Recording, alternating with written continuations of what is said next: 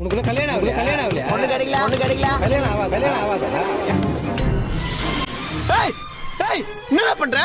பார்த்தா தெரியல, தூக்கு மாட்டிக்க போறானே. டேய் கீழ இறங்க, சொன்னா கேளுடா. என்ன மன்னிச்சிருனே, எனக்கு வாழ பிடிக்கலண்ணே.